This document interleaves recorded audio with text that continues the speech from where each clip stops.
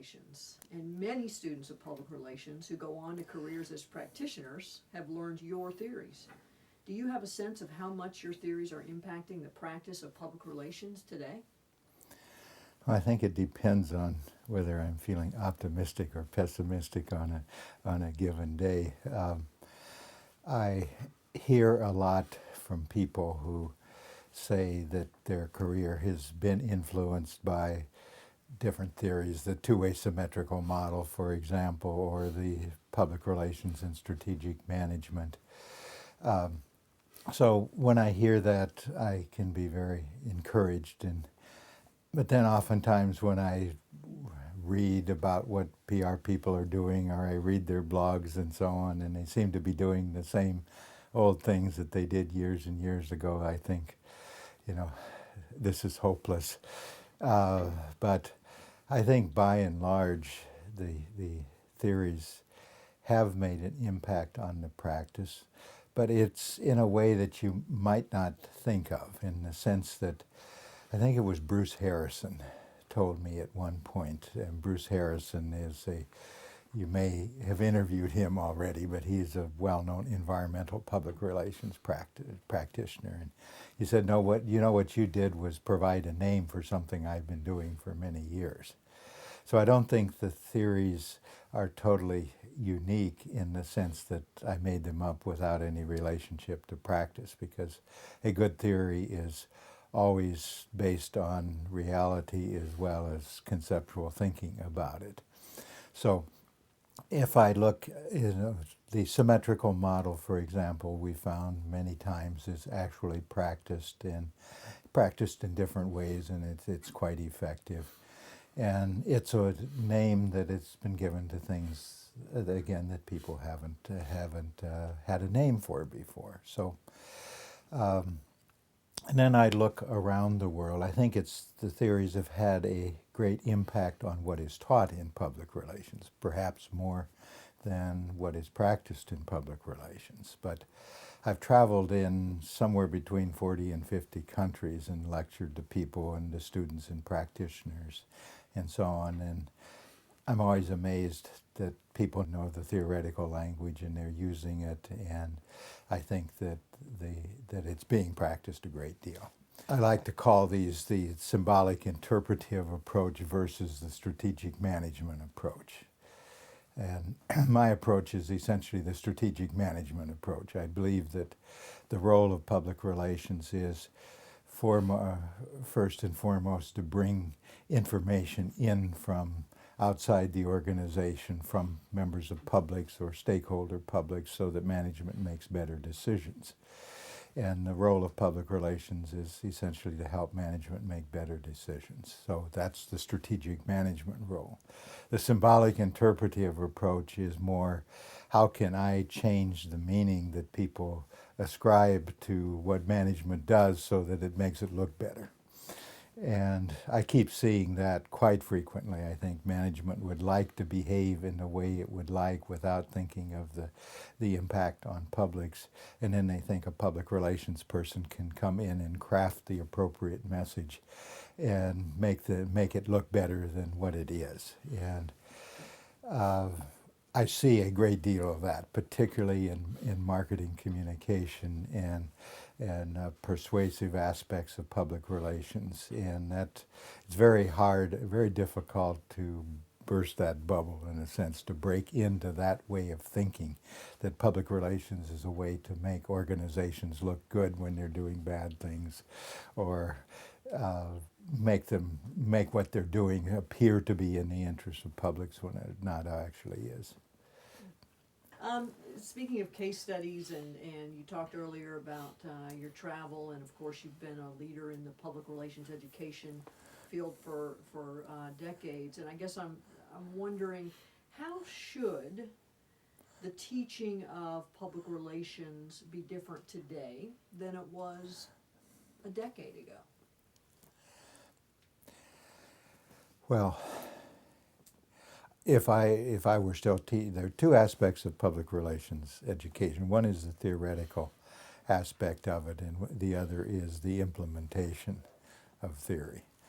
And actually, I would teach public relations theory exactly the way I taught it 20 or 30 years ago, although I wouldn't teach it exactly the same way because I know more than I did 20 or 30 years ago.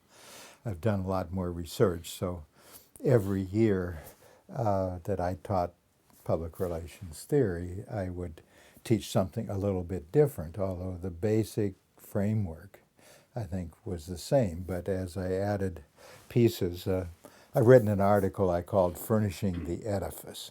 And the idea is the edifice meant I framed the house, I put the pieces together, but then there are a lot of details that need to be worked out.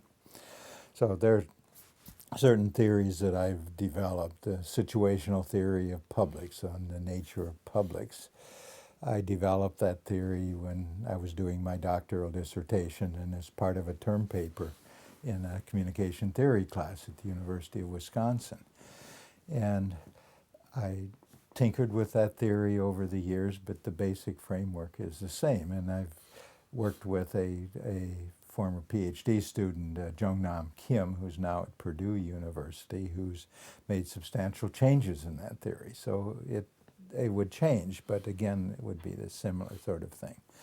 The symmetrical model, the strategic management approach, all of those, I think, are as relevant today or even more relevant than they were some time ago. And particularly, as I said, with new media,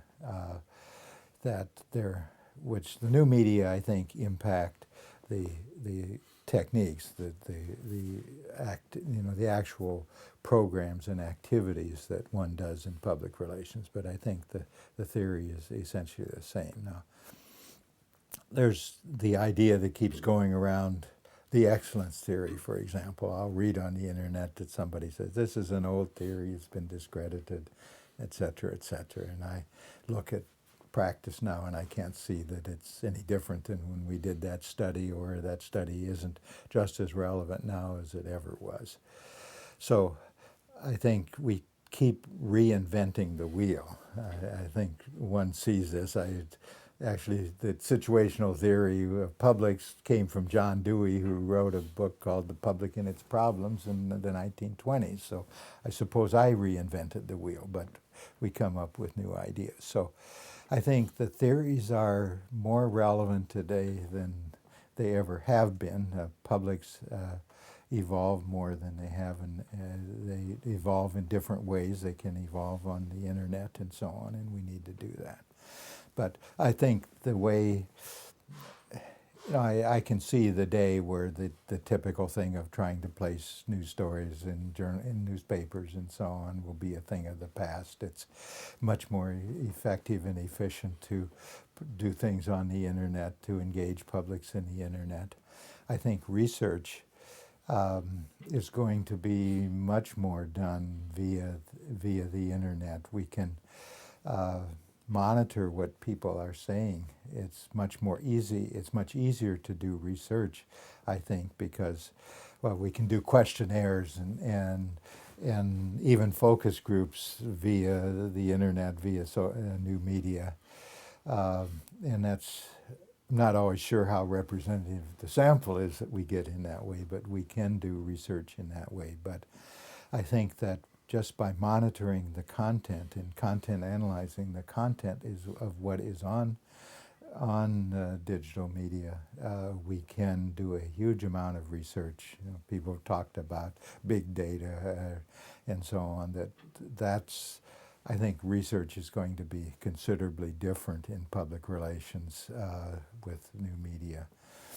And then I think simply the way we communicate with publics, whether they be employees or communities or students or anyone, we're going to do it more and more on the internet, on social media. And so we have to teach students how to do those things. I think the nature of the research, the nature of the dialogue, the kinds of messages, what we do, that hasn't changed a great deal, but the way we actually implement those theories is considerably different.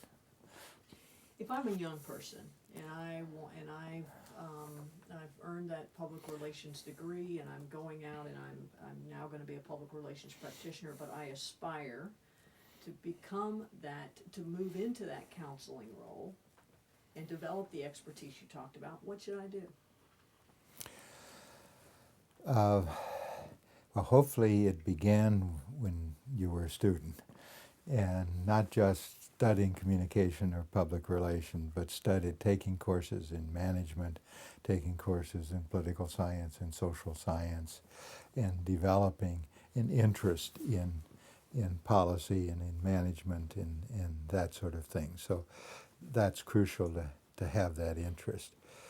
And then it's a matter of finding the right job. Now, that's not always easy because it's often just finding a job that's important. And I've just thought of one of the people I admire the most that I didn't mention, who is Pat Jackson of Jackson and Wagner. I probably learned more from Pat Jackson than anyone else, having worked with him at some time. But this question came up with Pat at one point, and he said what he would recommend is counseling from below. So you may get into one of those positions where you're mostly a messenger and you don't have much of a management role, but if you kind of keep your head above water and constantly think, what would I do if I were in a more senior position, and what would I recommend before I'm asked? At some point, someone may ask you, or the opportunity may come in the elevator or something in which you're talking with management to ask,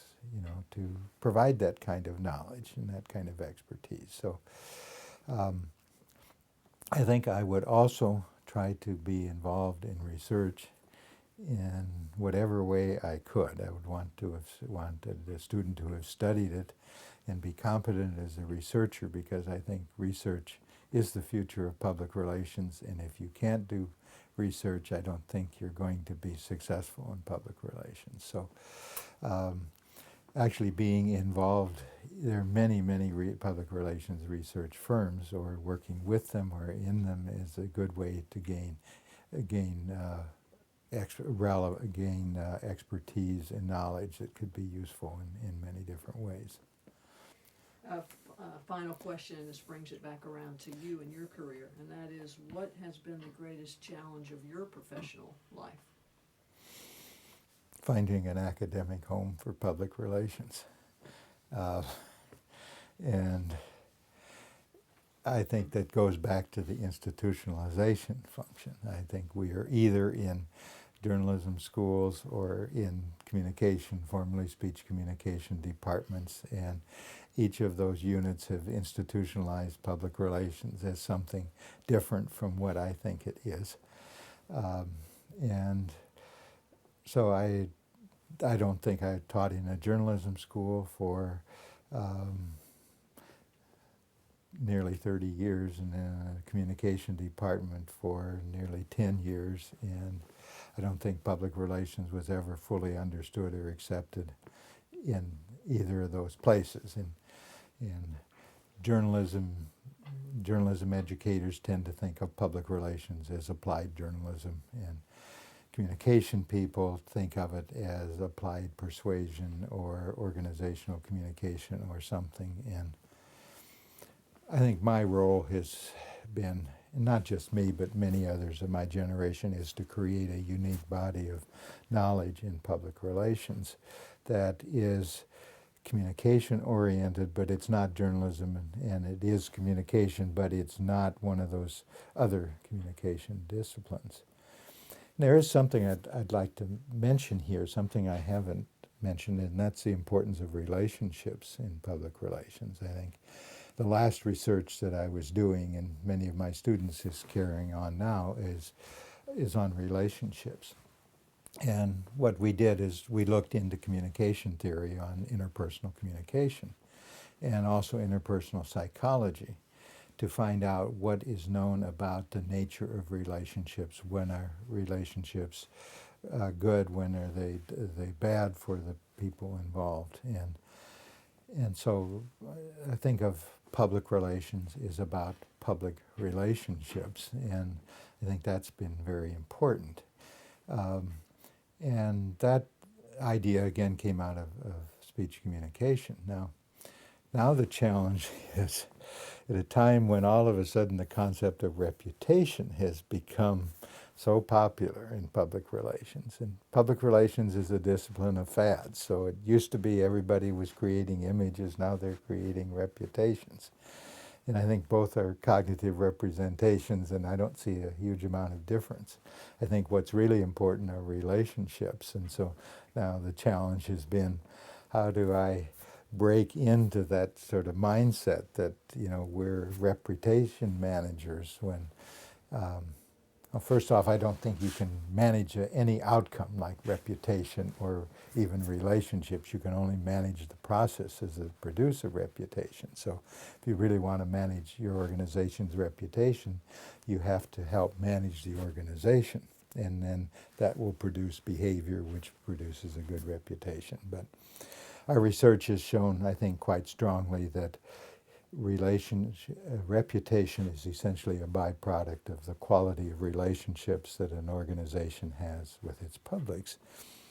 And that takes us back to the term that Edward Bernays said he invented, public relations, but it's really relationships with publics. So our key things has been defining what is a public, identifying publics, and determining how best to build relationships with those publics. And I believe that relationships are built best cultivated through symmetrical practices rather than through asymmetrical practices.